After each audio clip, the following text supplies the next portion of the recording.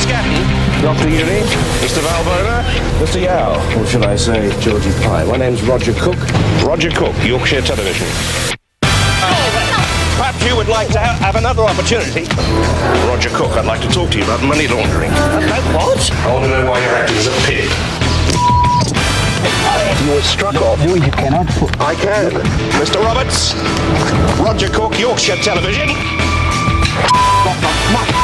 Quite a step from the back streets of Leeds to being a wanted drug trafficker here. No. You just go out very quickly. Put that down. I tell you to go out, just here time now. Put that down. Come and face the music, Dr. Schubert. For 13 years, the Cook Report travelled the world to tell stories that needed to be told. Stories that crooks, conmen, and sometimes those in the corridors of power wanted to keep secret. We were equal opportunity investigators. Our cameras, microphones, and groundbreaking undercover filming kit caught the corrupt, the incompetent, and the downright crooked, regardless of race, creed, or influence. But what happened after the programs were transmitted? Did those in authority do the right thing? And did those we tracked down get their just desserts? We've once again travelled the world to discover what happened after our cameras stopped rolling. From the evils of canned lion hunting in South Africa. That's not your line. It's not the government's line. It's my bloody line. To security lapses leaving airports in America wide open to terrorists. If you had the information, certainly the United States government had the information. What did they do with it? And to the fragile and vulnerable young women trapped by sex traffickers.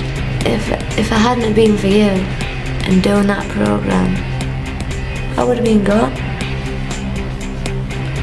I would have been gone.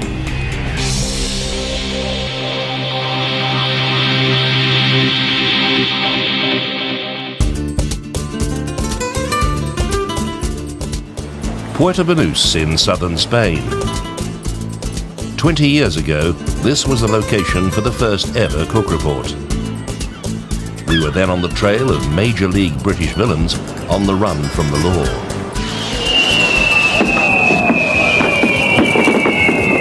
£5,000 worth of fireworks marked the end of a perfect wedding day. The groom, in the white suit, was Ronnie Knight, wanted by Scotland Yard for his part in Britain's biggest ever cash robbery. There's never been another gathering quite like it, and there probably never will be again. For up there in that expensive restaurant, quaffing champagne and scoffing smoked salmon and caviar, are many of the men on Scotland Yard's most wanted list. Back then, 180 wanted British villains were living openly on the Costas. They were free to stay in the sunshine because Britain and Spain had fallen out over extradition procedures.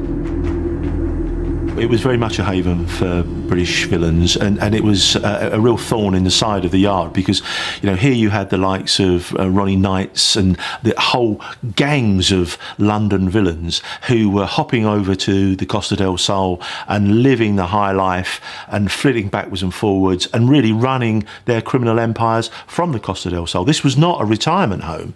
This was just the overseas office, and it was just outside the reach of the yard. Even when a new treaty was signed in 1985, it wasn't retrospective, so British criminals already in residence could stay.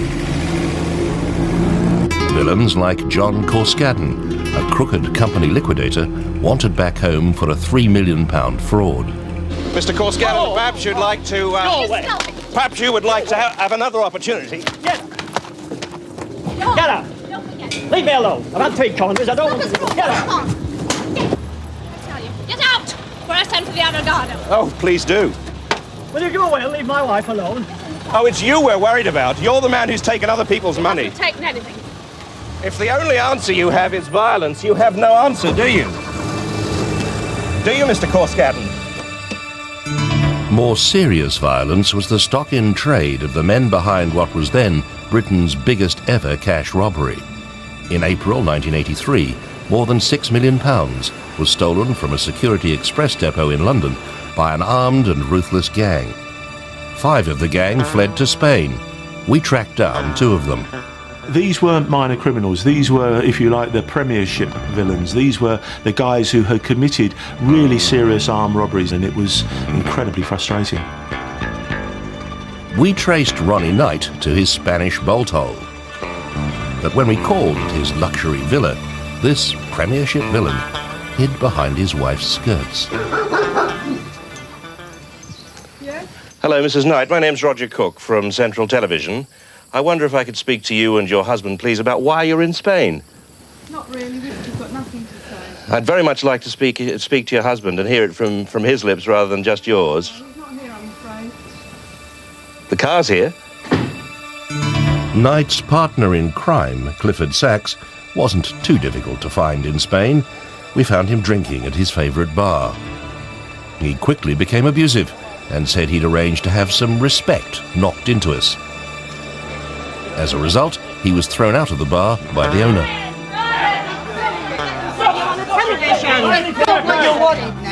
Don't stay in there and pack it up. This is your local, pal. All we want to know is why it was you fled to Spain.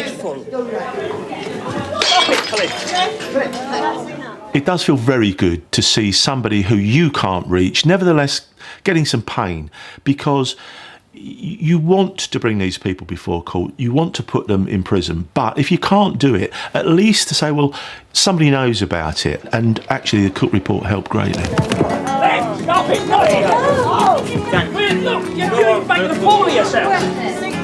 It's a very silly thing to do, Mr. Sachs.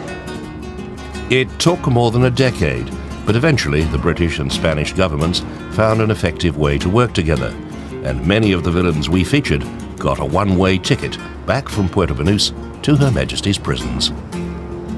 The combative John Corskadden got 2 years in jail after admitting conspiring to steal from the companies he liquidated. Most of the Security Express robbers also eventually got what was coming to them. In 1995, Ronnie Knight got 7 years for his part in the £6 million heist. Shortly after his release, he was convicted of shoplifting a packet of prawns from a supermarket. His partner in crime, Clifford Sachs, was finally arrested in Spain in December 2000, but died before he could be extradited back to Britain.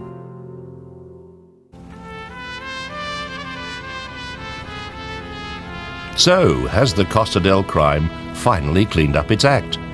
We've come back to Puerto Banús to look behind the glitz and the glamour.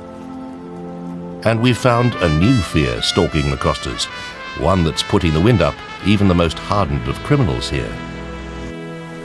There was over 300 dead bodies found in the Gibraltar Straits last year. They didn't get there by accident. By his own admission, John Brown has, for a decade, been one of the most active British drug traffickers on the Costas, an unrepentant smuggler of huge shipments of cannabis and cocaine. But not, he says, anymore. I've retired. No more. That's it. Too dangerous, man. You know, people getting shot everywhere, people getting thrown over boats, people getting killed. You know, there is no honour among thieves anymore. A new and violent generation of Eastern European villains is taking over the Costas. Malaga province alone now has 47 different organised crime gangs, running rackets worth nearly 2.5 billion euros. 2 or 3 years ago here, there's a big influx of Russians, a lot of black money coming from Russians, and these guys, you know, don't care whether they shoot you for 50,000 euros or not. You know, that's their job, and it just became much more armoured, if you like, 3 or 4 years ago, and things just got more dangerous. You know, it's just dangerous. It's interesting to hear you say you're retiring because of personal danger, not because of what your products might have done to the customers. I wouldn't say that my product does any harm to the customers, you know. So you have no regrets about what you did? I have no regrets whatsoever, no. You moved for a long time in criminal circles? Yeah. The law regards you as a criminal? Yeah. You seem to be saying that in the old days there were kind of unwritten rules, and these days it's a free-for-all, is that it? These days it is a free-for-all, yeah. And you now know the guns are real? The guns are real, and they're out. And it's the same story in the second biggest criminal industry on the Costas. Violent East European gangsters now control at least 1/3 of the region's 2,000 prostitutes. You don't live on the Costa anymore, you exist on the Costa. Becky Loy has worked in the sex industry here for a decade, but her business is now being undercut by the influx of desperate East European prostitutes. 10 years ago, I could charge $400 an hour for being a dominatrix. Now, you know, there's girls from Eastern Europe who will do anything for €5, unprotected sex even. I've seen girls in a pretty bad way, beaten up and things like that, bruised. But you offer them a roof over their head and they're too scared to even move from that. They would rather be out on the streets because they can't be released. They're stuck. That's what's happened to the Costa. And it's a scary place to be. In the years since the very first Cook report, the Costa del Crime has, if anything, become more crooked and more violent. And there seems little or no prospect of any real change. When we come back, the callous men making money from this.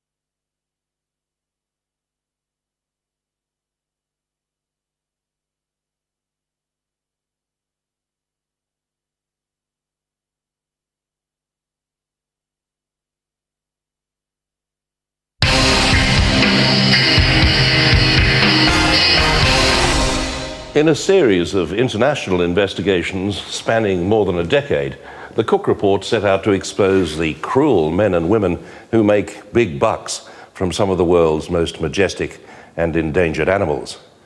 As a revenue producer, the black market in rare wildlife and wildlife products is said to be second only to the illegal drugs trade. In 1997, this beautiful African lioness was moments from death. A death that was the starting point for our investigation into the grotesque scandal of so-called canned hunting in South Africa.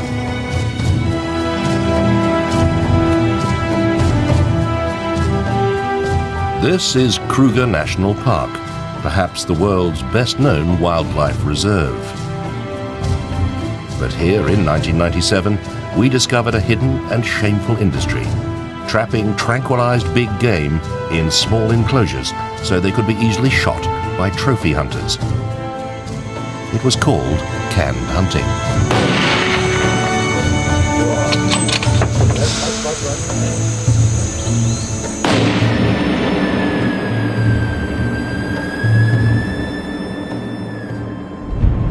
We exposed one of the biggest canned hunting outfits in South Africa, McDonald Hunting. In 1 year alone, it had arranged the shooting of more than 1,000 lions. Posing as a rich businessman, complete with my own vanity video crew, we were about to capture on film an entire canned hunt. And the price of providing a lion to be shot? $18,000. Earlier, unaware he was being filmed, Sandy McDonald admitted that the lion he was providing had been drugged and penned into a small area. I've tranquilized, it's a hell of a nice lion. Nobody will suspect anything. Right. We do a lot of them. I want you to find his eyes. I want you to follow his neck down and shoot him where the mane ends. hands on his shoulder. Shoot him in. Take your time and do a good shot. Well, let me tell you why I'm not going to shoot this lion. Because he doesn't stand a chance, and you know he doesn't.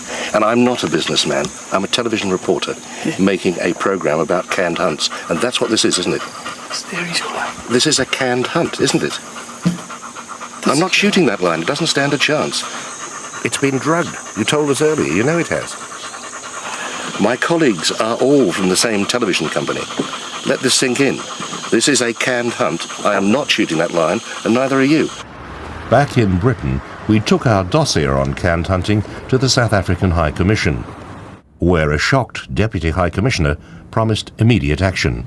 Look, I'm real appalled. I'm real appalled that something like this is still going on in my country. I promise you, I'm saying to you, after this, I'm going to be talking to some people from the environment in the ministry and make them aware of what you guys found out and ask them if they could look into this, because it must be stopped, and it must be stopped immediately.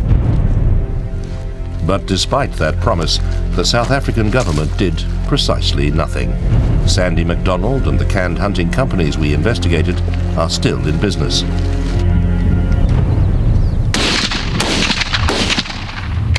This hunt, filmed as a vanity video, took place a full year after the South African government promised to shut the industry down.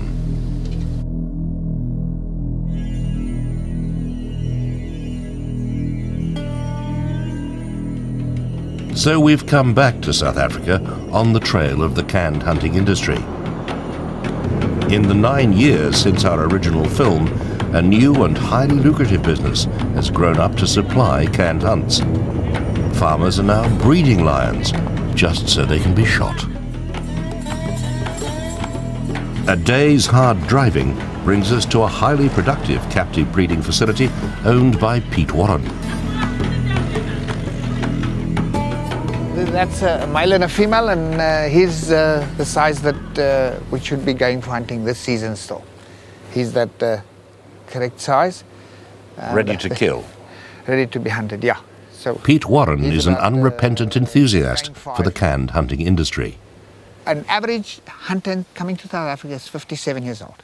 He does not want to go into 30,000 acres and look for one animal. He wants to go on 3,000 acres and look for 10 animals, which are close, which you can shoot off the vehicle, because it takes the trophy home. That's not sport, though, is it? Is it supposed to be sport? This is a business, Roger. It's plainly driven by economics.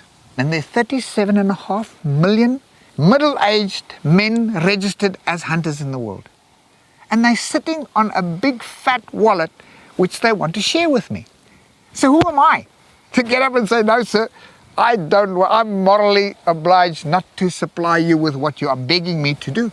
So it's money first? Money first.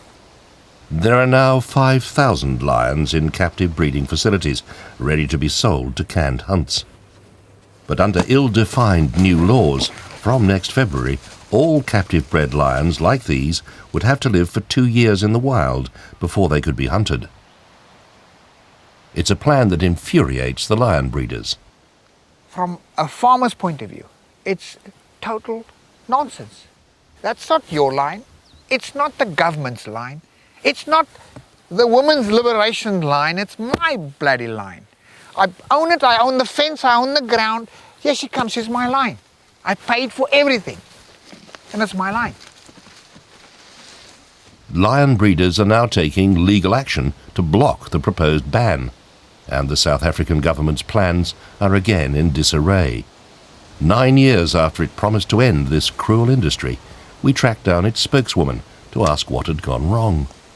When we made our program on canned hunting about a decade ago, we were told on government authority that the practice would stop, and it would stop immediately.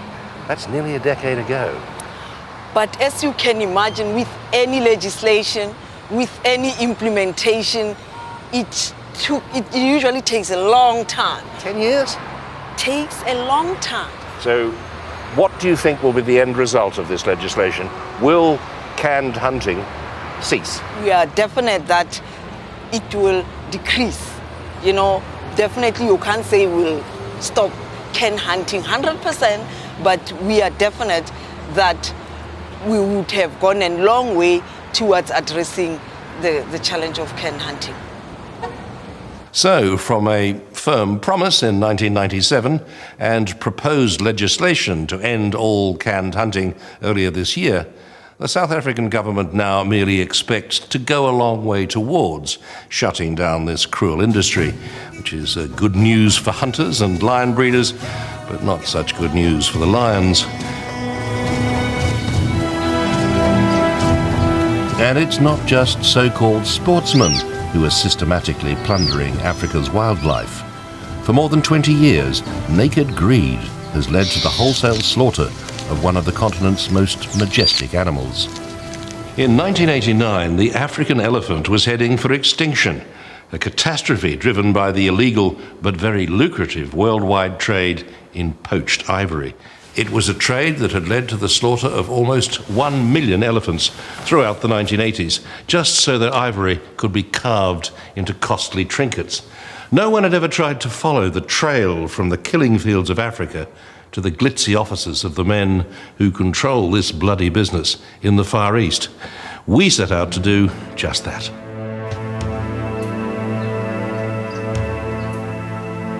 In 1989, you had to walk a long way in much of Africa to find a live elephant. But finding dead ones was all too easy. Warning sight. And these three just fell together. We came across an entire family group of elephants killed by poachers.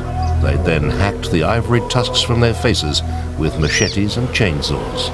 So this poor beast was making a run for it.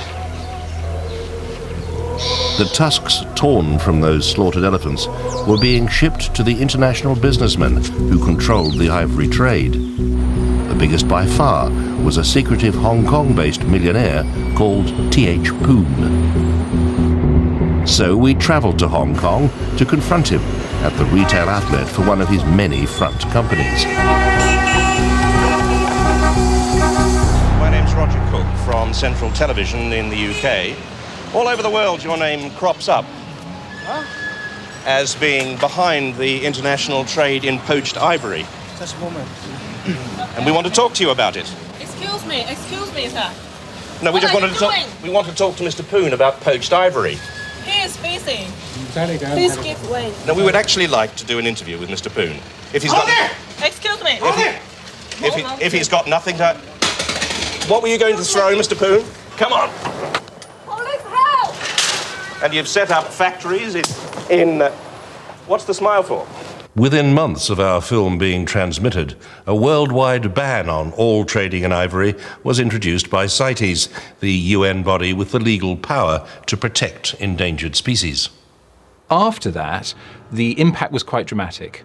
The levels of poaching went down, the value of ivory on the street, as it were, plummeted, and it basically knocked the stuffing out of the whole poaching industry. Unfortunately, that worldwide ban didn't last long. In 1997, CITES allowed a handful of African countries to make one-off sales of their legally held stockpiles. The result was an instant boom in illegal black market ivory trading, a boom that continues to this day.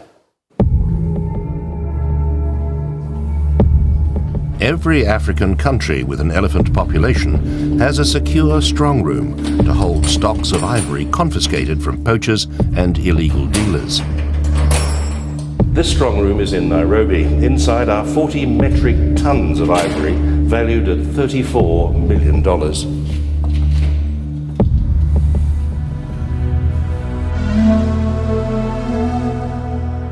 5,000 elephants were butchered for these tusks. But Kenya refuses to cash in because it knows that any official sales stimulate demand for ivory, and that leads to an increase in elephant poaching for the black market trade. Unfortunately, some African countries are much less principled. Earlier this year, Tanzania applied to CITES for permission to sell some of its stocks. claiming it had eradicated all poaching and illegal trading within its borders. Tanzania claims not to have significant levels of poaching, and yet very significant levels of ivory are being either intercepted in Tanzania or intercepted emanating from Tanzania. The two things don't add up. They simply don't add up.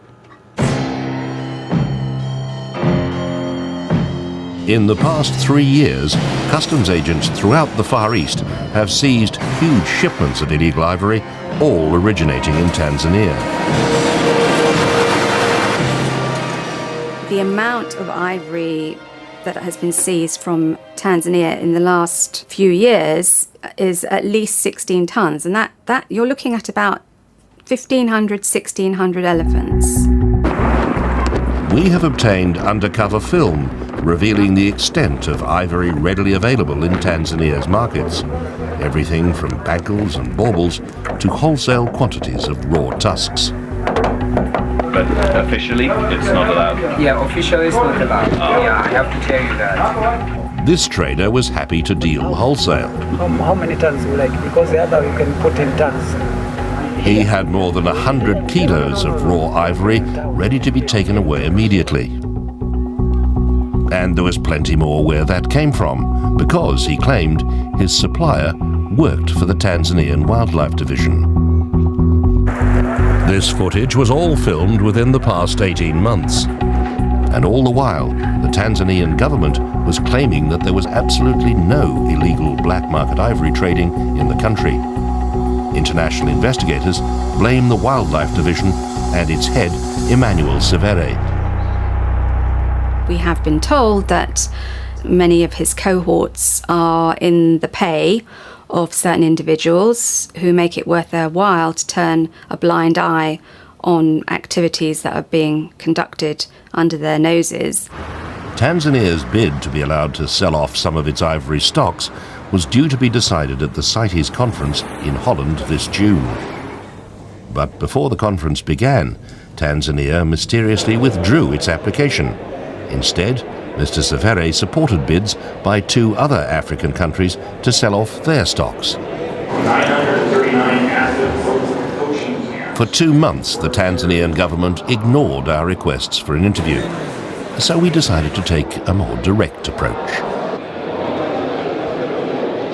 Mr. Severe, Roger Cook from ITV in Britain. I'd like to ask you about the illegal ivory trade inside Tanzania, of which we have evidence. Would you like to look at these pictures? This is illegal ivory. I'm sorry, I have no proposal myself. You took it away because this is an embarrassment. That's why you withdrew your proposal, is it not? Could you explain this huge batch of illegal ivory filmed in Dar es Salaam? I don't know what. I'm sorry.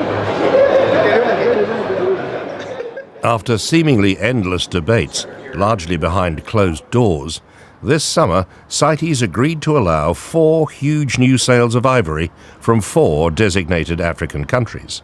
Only then will it impose a new 9-year moratorium on any ivory trading.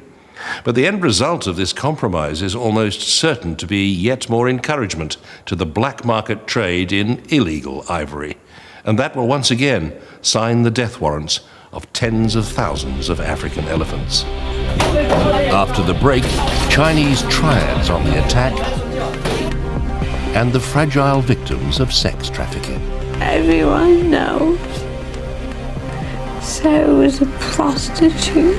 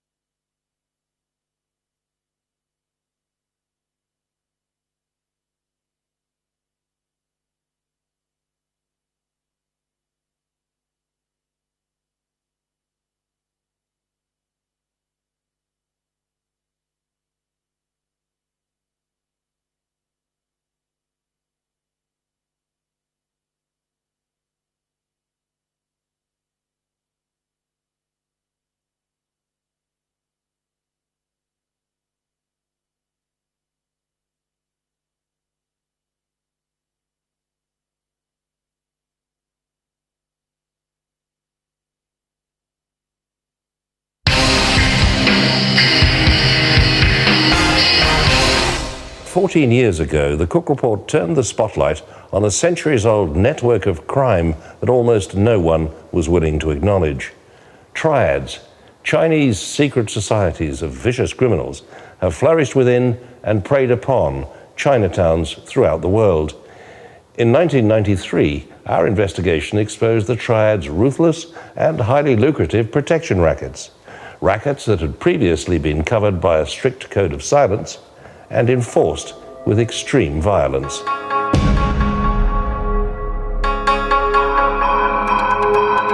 We tracked the Triads as police confronted gang violence on the streets of Hong Kong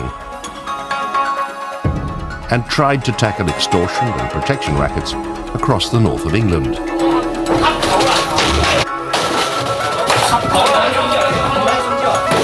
The Worshin War was then the largest and most active triad group in Britain. The man who ran one of the biggest gangs was Lap Yuan Yao, known by his nickname Georgie Pie. To expose Pie's activities, we set up an elaborate sting. We opened a rival Chinese video business in the heart of his empire. To run it, we flew in a former Hong Kong security officer called Joe Tan.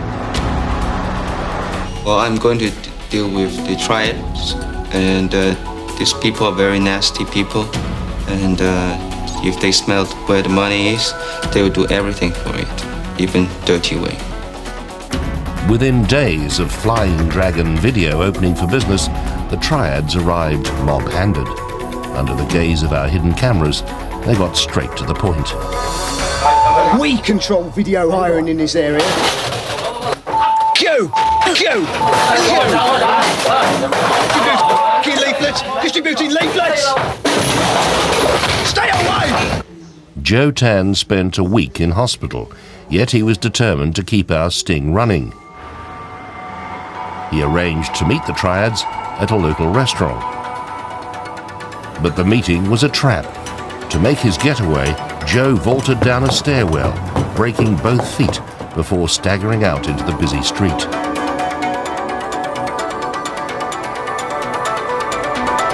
As the Cook Report team carried Joe to safety, it was time to catch up with the head of the Triad gang, Georgie Pie. We found him at Stockport Police Station. As an illegal immigrant, he had to report there once a week. Mr. Yao, or should I say Georgie Pie. My name's Roger Cook from Central Television, and I'd very much like to talk to you about your activities as perhaps Britain's senior triad. You have a very long record of being a criminal. What are you doing? Of extortion, of blackmail. Do you deny being involved in prostitution? In extortion, Nothing. In blackmail? Nothing. I'll tell police. This man. And it's illegal, right? No, it's not. You're the illegal immigrant. Asking for police help and then running away was a crucial loss of face for Georgie Pie. He'd ruled Manchester's Chinatown with a rod of iron. He left it as a laughingstock. A year after our film, 4 of the men who attacked Joe Tan were jailed for between 2.5 years and 18 months each. But with the Worshin War still on his trail, we had to fly him to a new life in safety on the other side of the world. And what of Georgie Pie? Despite being a known Triad gang leader and a 3 times illegal immigrant with a lengthy criminal history, the Home Office has allowed him to stay here in Britain. When we asked the Home Office to tell us why, it told us that it never discussed individual cases. But when we began to re-enter the world of Chinese organised crime, we discovered that incidents of apparent incompetence were not unique to Britain. Rotterdam, Europe's busiest port, and the base for the new face of Chinese organised crime, international people smuggling.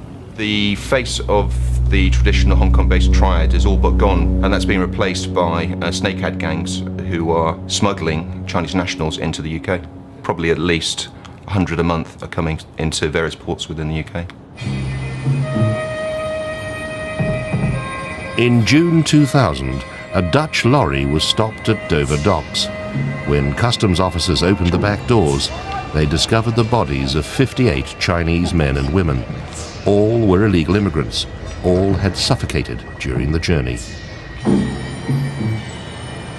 The trail led back to Rotterdam and a vicious snakehead gang controlled by a woman known as Little Sister Ping. Her real name, Jin Ping Chen. Lady Sister P, we think, was the big snakehead here in Europe. She was responsible for sending maybe thousands of Chinese from Europe to England. She had an organization who did that for her. We tried to estimate how much they earned, and that's more than $1 million in 6 months. And Ping was happy to use violence to protect her lucrative trade. We have stories of guns who were put into mouth of people turning around. So all the teeth came out and just split it out of his mouth. And afterwards they beat up that guy. Police phone taps revealed that Ping enjoyed the high life. Drugs, fast cars, smart clothes and, above all, gambling on high-stakes games of mahjong eased away any pangs of conscience.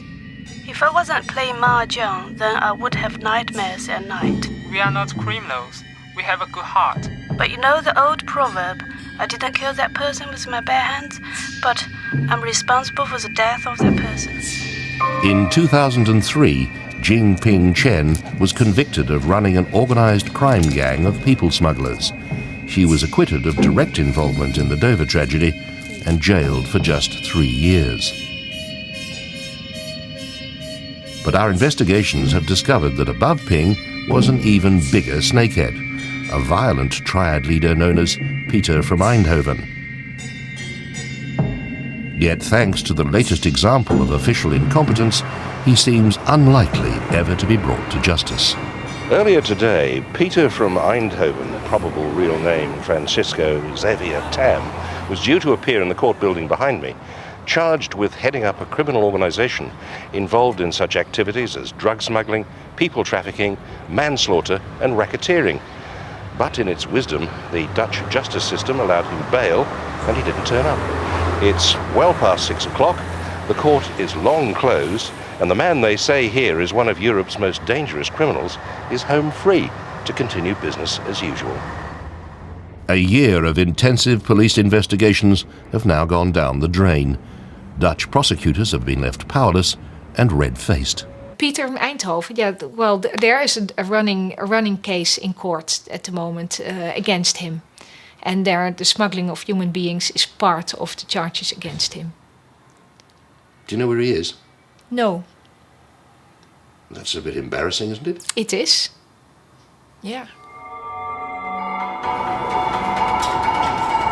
The full force of that embarrassing mistake is likely to be felt here in London's Soho, the end of the line for the snakehead people smugglers and their hapless cargoes. It poses quite an economic threat to the UK because when the nationals come into the UK, they give false names. So it makes it very difficult for the police and immigration service to remove them back to China because China won't accept that they are actually Chinese nationals. There are now an estimated 60,000 illegal Chinese immigrants in Britain that the Chinese government refuses to take back. Many now working as foot soldiers for the snakehead gangs in Chinatowns up and down the country. The triad story, it seems, has come full circle. Until the mid-1990s, prostitution in Britain was, by and large, a domestic industry. But by 1997, this was changing fast. A new and very nasty international trade had begun, shipping young and vulnerable women to British brothels. That year, we went undercover in Eastern Europe to expose the evil men who traded in human flesh. But during our investigation, we also met a young British woman who had been trafficked from a decent, happy life in England to a drug-ridden existence in the very shop window of international prostitution. It was one of the most harrowing stories we ever told. Most sex trafficking brings women from Eastern Europe to the West. But Sarah Forsyth was trafficked the other way, from Britain to the red light district of Amsterdam. Sarah was a trained nursery nurse and had applied for a job in a creche in Holland. But there was no job. As soon as she arrived in Amsterdam, she was kidnapped at gunpoint, sold to a pimp, and forced to work as a prostitute. The pimp told her that if she didn't service enough clients, she'd be used and killed in snuff pornography. He said, "You're on a £50,000 contract to me." He says, "And if you don't make that money," he says, "I'll put you in a movie like this." He says, "I can make $1 million off you." Sarah kept a diary throughout her ordeal. It chronicles her descent into hell, plied with hard drugs and forced at gunpoint to work as a prostitute. Thursday 2nd. Sad, feel dirty, frightened, took crack and hash. Saturday the 11th, feel like dying, slut. Thursday 16th, I just want to wake up out of this nightmare. Sick of guns, alarms, men I hate. I just lie and wish 10 minutes would pass. When we met her in 1997, Sarah was still addicted to drugs and taking heavy doses of tranquilizers to blot out the pain of what she'd endured. I went from being a nursery nurse to that. And now my life's ruined, because everyone knows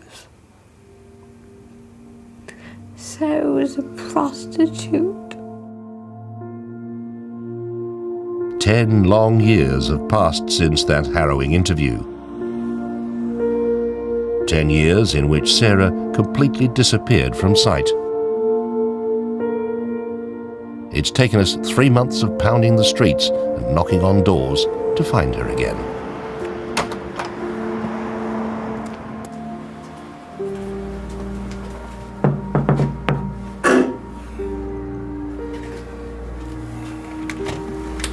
Well, hello. How are you? Hi. Really nice to see you again. And you? Are you doing it? Hey, yes, of course I am. Lovely. I'm not 100%. I'd say I was getting there, but it's going to be a long road to recovery yet. I mean, it's been 10 years now. And, I mean, the memories will never go away, never go away. They'll always be with us. I'm on medication because of what's happened, and it's quite a high dose, because I'm classed now with post-traumatic stress disorder. And they've said there's no way you'll be able to go back to work, because I still have, even now to this day, I still have flashbacks. I still don't sleep. At long last, Sarah has begun to rebuild her life, and she says to break free of her addiction. But she's still scarred by her ordeal and haunted by memories of what she endured. I class myself as lucky, because I did get away, and the girls who didn't, and I seen what they went through. If it hadn't have been for you and doing that programme, I would have been gone. I would have been gone. Since we first told Sarah's story, sex trafficking has been recognised as a major crime. Since 2006, 87 young women have been rescued from British brothels, but still the number of victims rises. The man who trafficked Sarah to Amsterdam's red light district was eventually jailed for just 2 years. Perhaps in that one short sentence lies the clue to the continuing trade in flesh and blood.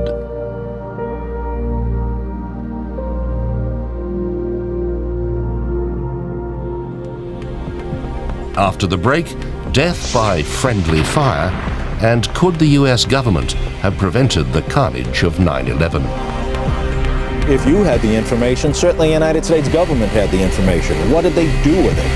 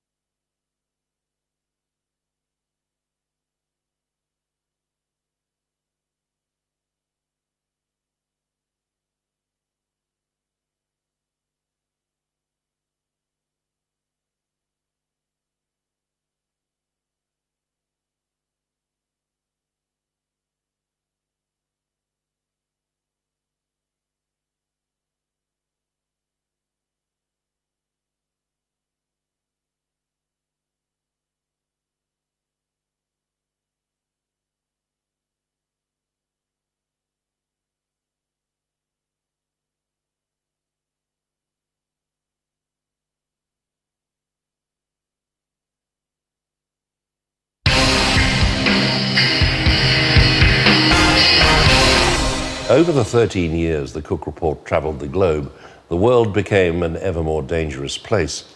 From the carnage of the Gulf to the shadows in which Islamist terrorists began to operate, mass slaughter, or the threat of it, was an ever-present reality. Even in the breakup of the Soviet Union and the end of the Cold War lay the seeds of death and destruction. Throughout it all, we tried to highlight the threats and give a voice to those determined to sound the alarm. Unfortunately, that alarm wasn't always heeded. For nearly 6 years, America has been torn apart over whether the terrorist attack on the World Trade Center could and should have been foreseen. In 1996, we made a film which should have sounded alarm bells at every airport in the United States. Our investigation began in Manila, capital city of the Philippines, and the base for Operation Bojinka, a plot to carry out the greatest terrorist outrage in history. Terrorists planned to smuggle bombs onto American airliners with the aim of killing 4,000 passengers simultaneously, and also to fly hijacked civil aircraft into iconic targets like CIA headquarters, the Pentagon, and the World Trade Center. We took the blueprints for Operation Bojinka as the starting point to test just how well airport security protected the public. And at airport after airport across Europe, and particularly in the United States, we found security staff effectively asleep on the job. At Boston Logan, we packed a suitcase with a dummy bomb containing a harmless substance which to an X-ray machine looked exactly like plastic explosive. But Boston's security staff barely even checked their monitors. To those with an eye to the future, the ease with which we got dummy bombs through security and onboard aircraft in 1996 sounded a terrible warning. Terrorism is theater. And I'm saying it's got to be bigger than it was before. One airplane's no big deal. Got to take down 10 airplanes or a dozen.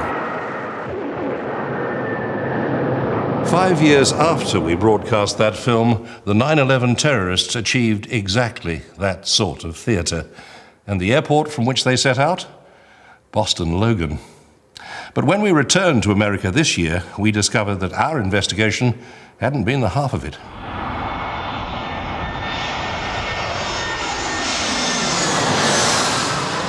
When I saw those two planes fly into the World Trade Center and that they came out of Logan Airport, I was sick to my stomach, literally. Brian Sullivan was a special agent for the Federal Aviation Administration at Boston Airport. Just 5 months before 9/11, he specifically warned his employers that Boston was wide open to the sort of plot Operation Bojinka envisaged. With the concept of jihad, do you think it would be difficult for a determined terrorist to get on a plane and destroy himself and all other passengers? The answers are obvious. And yet, when 9/11 happened, the American government told a shocked world that no one could have predicted that terrorists would mount such an attack. That's just a lie. It not only could it have been imagined, the facts were there. I mean, Roger, you yourself made a report back on the Bojinka incident back in the early 90s. If you had the information, certainly the United States government had the information. What did they do with it? One man above all knows the answer to that, a whistleblower from within the Federal Aviation Administration itself. Bogdan Zakovich led an elite FAA Red Team, an undercover investigation unit which routinely carried out exactly the sort of exercise that we undertook in 1996. Prior to 9/11, the FAA Red Team tried to replicate the kind of tactics and equipment that terrorists would use. And we smuggled bombs through check baggage, through the screening checkpoints. I wish I could say that the type of stuff we did was like James Bond type activities, but it wasn't. We used just very basic techniques to get through. It was not difficult to do at all. But when Bogdan's Red Team submitted reports about these gross failures of airport security, the FAA didn't want to know. Prior to 9/11, the Federal Aviation Administration already had the moniker or the nickname of Tombstone Agency. And that meant that they never did anything until people got killed. And when Bogdan Zakovich finally went public with his concerns, the FAA banished him to a menial desk job, far away from the security front line. Before 9/11, we could at least report these things up the chain of command. Now the senior management doesn't even want to know about these problems. It's an accident waiting to happen all over again. As you'd expect, we wanted to ask the Federal Aviation Authority about the claims made by Bogdan Zakovich and Brian Sullivan, but the FAA didn't want to talk to us. Its reputation as a tombstone agency doesn't seem to bother it.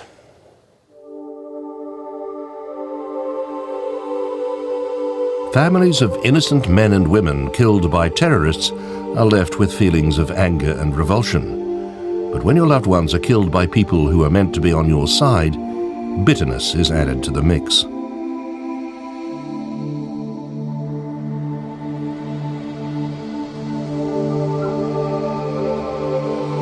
Anne Leach's son Kevin was a soldier in the First Gulf War.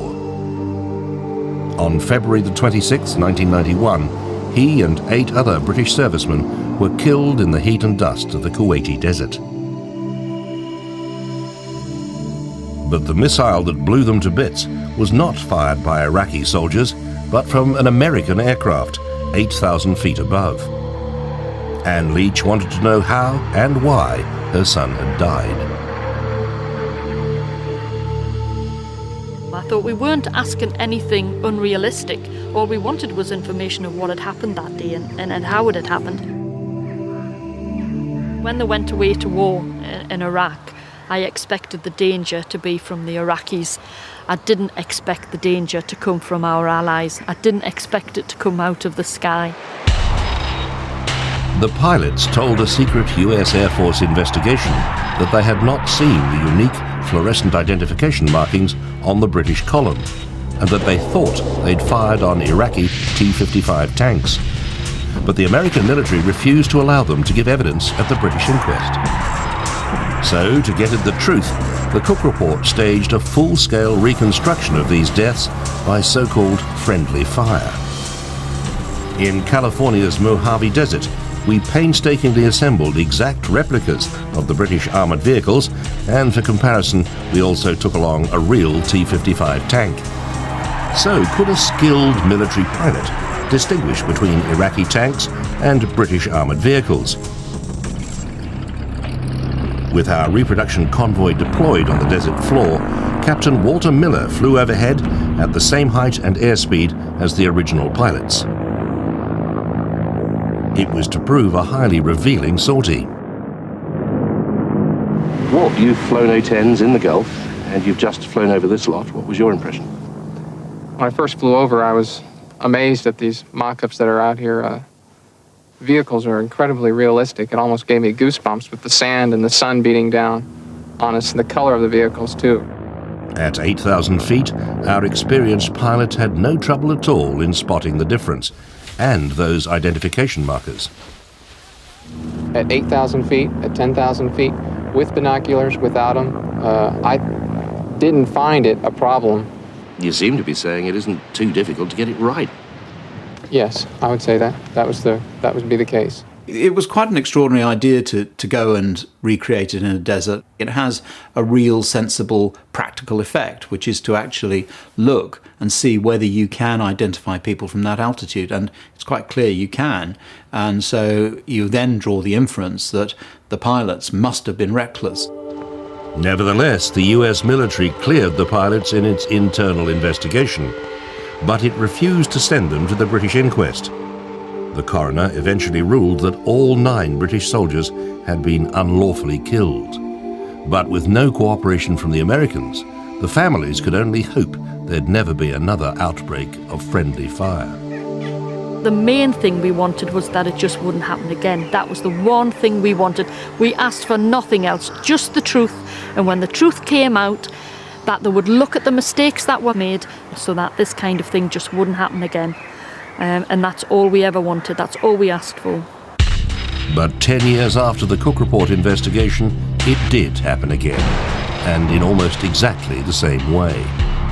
At 4:42 p.m. on March the 28th, 2003, day 7 of the Second Gulf War, American Air Force A-10 tank-buster jets attacked a convoy of British armoured vehicles in the Iraqi desert. Got the smoke. Hey, Pop-Off 3-4, aboard your mission. You've got, looks like we may have a blue-on-blue situation. God bless it. 4 soldiers from the Household Cavalry were seriously injured, and one, Lance Corporal Matty Hull, was killed. When I first heard about Matty Hull, I was so angry that this had happened to this young man. I really can't explain how angry I felt about it. I just felt that nothing had been achieved, absolutely nothing had been achieved. And the similarities were just unbelievable, unbelievable. But the similarities didn't end in the heat of the desert.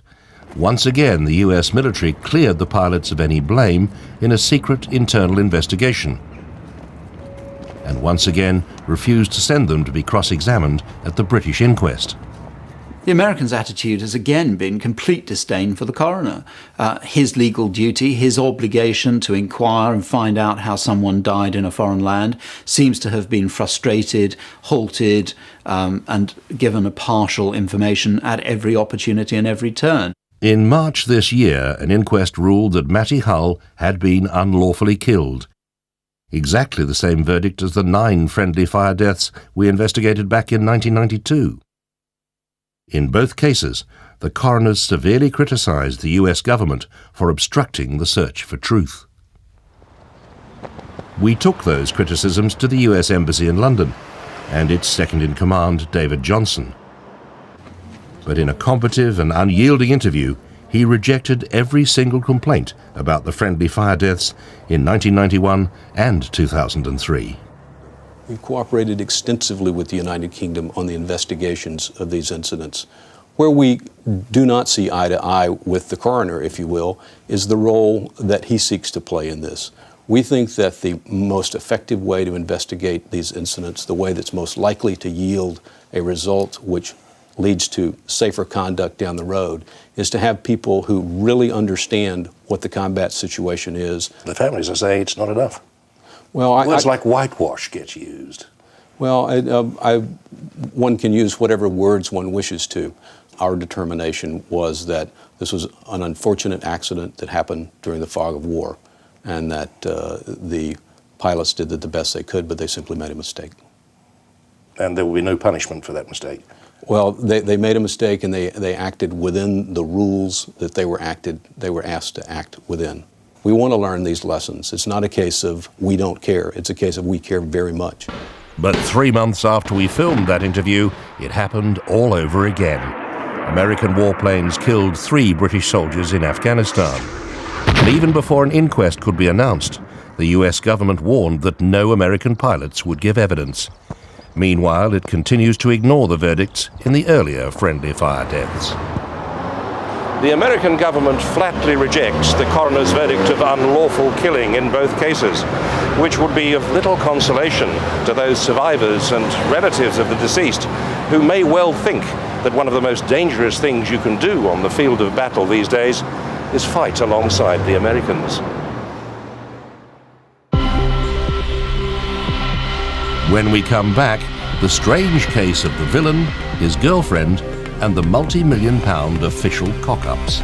Here was £33 million being returned to somebody who was convicted of serious crime. The incompetence was mind-blowing.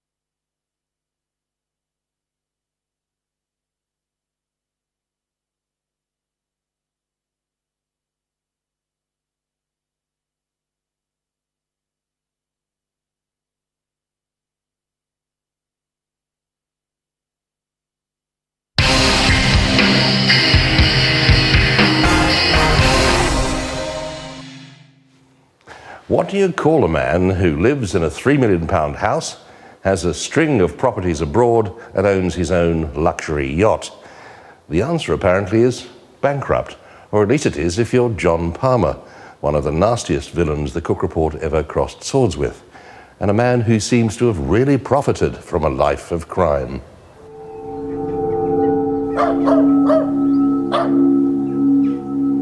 This lavish and secluded mansion in Essex is home to John Palmer, conman, money launderer and violent thug. With an estimated personal fortune of almost £400 million, he was for many years wealthier than the Queen.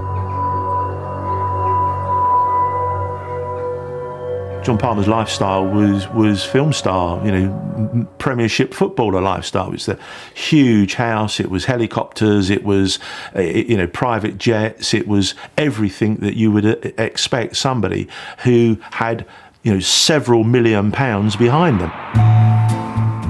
In 1994, we set out to discover where Palmer's millions came from. It was a trail that took us halfway around the world and would eventually help put Palmer behind bars. Palmer first earned notoriety for smelting down gold bullion from the £26 million Brinksmat robbery in a garden shed at his then country estate near Bath. When we raided John Palmer's house, there were in fact 2 bars of gold there that were still warm, that had just come from the smelter. Unfortunately, John Palmer wasn't in residence at the time. Palmer had fled to Tenerife. With his share of the proceeds from the Brinksmat smelting, he started what would become one of the world's biggest timeshare businesses. I'm in no hurry to go back. I'll take my time and go back when I'm ready and not when Scotland Yard's ready. When he was finally brought back and tried, he managed to convince the jury that he hadn't known the Brinksmat gold was stolen. I was melting gold, but innocently. Never. John Palmer returned to his growing timeshare empire in Tenerife, the empire he ruled with an iron fist. People working for Palmer broke people's legs. They maimed people, gave them injuries that will be with them for the rest of their lives. So we're talking about really serious violence. But timeshare wasn't Palmer's only crooked business. Our sources told us he was a major money launderer for other criminals. So we set up an elaborate sting. Posing as international heroin dealers with an urgent need to clean their dirty profits, we set up a series of meetings and caught Palmer red-handed. I can handle 50 million every 6 months, but I need time. I can't do it next week. I need time to. I want to be clear with it somehow. I want to be clear with lawyers, with everything, so there's no problems. But when we confronted Palmer, he seemed overcome by amnesia. Mr. Palmer, Roger Cook, I'd like to talk to you about money laundering. About what? Money laundering. We've been listening to every conversation you've had. I don't know what you're talking about. We just heard you offering to launder money. We'd heard you offering to launder at least 3 million. We have the tape of it. Everything you said has been recorded. It was a great expose. This was somebody quite clearly saying that he could launder millions and millions of pounds criminally. That was 1994. As with many Cook reports, we shared our evidence with the police. 3 years later, John Palmer was under arrest for the largest timeshare fraud in British criminal history. But that was just the start of a new and extraordinary chapter in the Palmer story. In 2001, after a £1 million investigation, an Old Bailey jury convicted Palmer of defrauding thousands of people by selling them timeshares that didn't exist, or by conning them out of their existing timeshares in exchange for fictional alternatives, and then keeping the money. It was then the biggest timeshare crime in Europe, and it still is. It has not been exceeded by anybody. Of the victims, about 17,000 were identified, and the actual loss to those 17,000 was well over £100 million. Palmer was sentenced to 8 years in prison. His business partner and mistress, Christina Ketley, was given an 18-month suspended sentence for helping him run the scam. Palmer was also ordered to hand over his personal profits from the fraud, some £33 million. But thanks to the first of a series of official cock-ups, he managed to get that order quashed. My instant reaction was anger, complete incredulity. We were just dumbstruck that it could have happened. Here was £33 million being returned to somebody who was convicted of serious crime. The reason Palmer got his money back was that the Crown Prosecution Service had used the wrong forms to apply for the confiscation order. We were just astounded, absolutely devastated, because it was based on years of investigation. Cock-up number 2 involved Palmer's partner in crime, Christina Ketley. Despite being convicted and sentenced for her part in the fraud, the Department of Trade didn't disqualify her from running a company. So she went straight back to managing Palmer's timeshare empire. And as we were about to discover, that's a decision which Mrs. Ketley has exploited very profitably. Meanwhile, in 2003, hundreds of Palmer's victims got a court judgment ordering him to pay £3.5 million in compensation. But even though he swore on oath that he owned assets worth £22 million, Palmer refused to pay them a penny. So in 2005, his victims went back to court and made him bankrupt. Palmer ignored that too. He's wriggled and squirmed at every opportunity to try and avoid paying. That's incurred much greater costs for the people that have been pursuing him, and still many of them have not been paid after a great many years. Palmer's assets are carefully hidden behind a complex web of limited companies, many of them located in secretive tax havens. But what about that luxury mansion in Essex? It's worth at least £3 million, but it's owned by a limited company, which is owned by Christina Ketley, Palmer's partner in crime. 2 years ago, Palmer was released from prison on parole. One of the conditions was that he lived here at the mansion. To his victims, this very comfortable lifestyle added insult to injury. He's been living it up in a life of luxury where I've been suffering. It doesn't make sense to me how he can get away with it. We felt exactly the same, especially when we obtained eyewitness evidence which alleged that Palmer had breached his parole by visiting his former henchman in Tenerife. That's a serious criminal offence, so we alerted the Home Office, but it didn't even ask to see our evidence, and shortly afterwards released Palmer from his parole. I've got no faith in our government or our justice service at all. I mean, it's disgusting. As I said, John Palmer should never be allowed out of prison until everyone's been paid off, because he's withholding information about all his assets. We went in search of Palmer's assets. Here's one of them.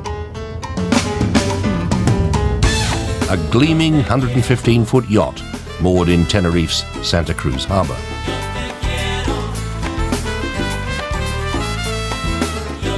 It's worth at least $1 million. Someone's now paying to make it shipshape and ready to sail, but mention John Palmer's name and no one wants to talk.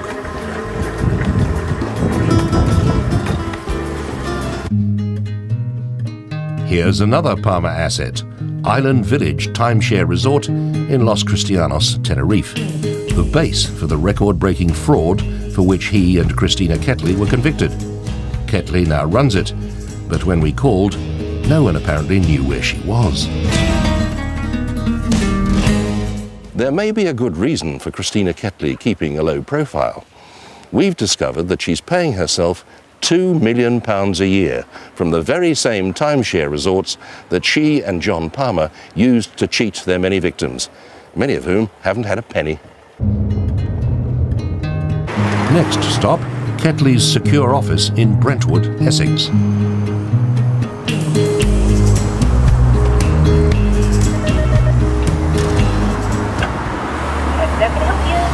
Hello, could I speak to Christina Ketley, please? Who's calling? My name is Roger Cook from ITV. I'm afraid there's nobody in the building at the moment. Well, you're in the building. Yes, I know, but I'm afraid she's not in the building. When will she be in next? Again, I don't know. She comes in as and when, so I can't honestly tell you which time she'll be in. Well, we'd very much like to talk to her. Right, well, perhaps you could give her a ring or send her a letter. If you give us a telephone number, we will give her a ring. Oh, I don't have a telephone number, I'm afraid. Next, off down the track to Foxdown Cottage, the £3 million mansion set in a country park with an elaborate security system.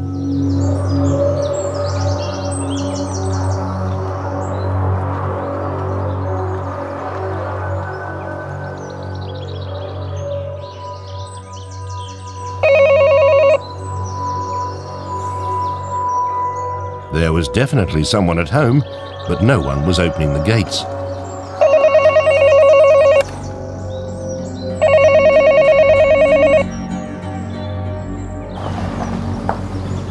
A grocery delivery. Perhaps they were expecting company.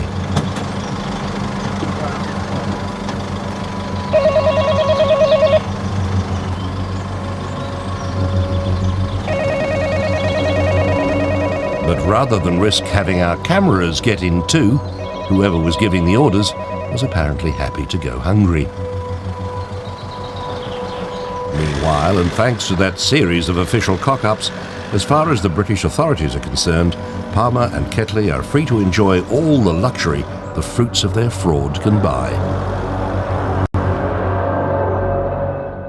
We asked 3 government departments, the Crown Prosecution Service, the Department of Trade, and the Home Office, to explain on camera how they managed to let Palmer and Ketley hang on to their ill-gotten gains and go on living the life of Riley.